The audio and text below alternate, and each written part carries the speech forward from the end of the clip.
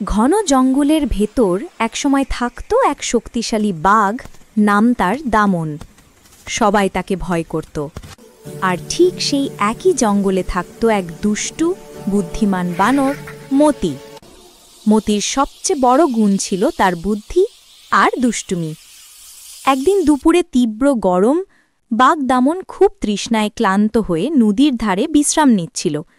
ঠিক তখনই ওপরের গাছ থেকে মতি উল্টো ঝুলে বলল, বাগদা, আজকে এত গরম লাগছে, একটু হাসতে চাই, খেলবেন নাকি?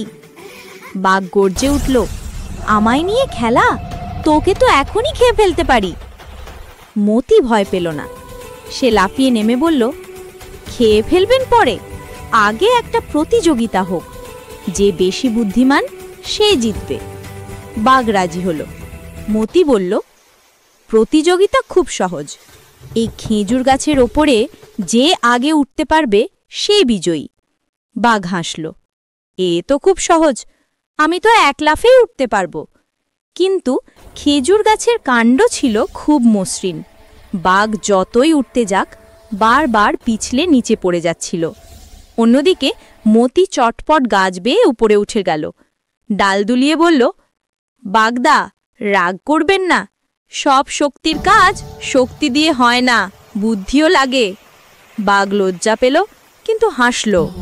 সে বলল, তুই ঠিকই বলেছিস মতি, তোর মতো বন্ধু থাকলে আমাকে আর রেগে থাকতে হবে না। সেদিন থেকে বাঘ দামন আর বানর মতি হয়ে গেল জঙ্গলের সবচেয়ে অদ্ভুত কিন্তু সেরা বন্ধু। একজন শক্তিতে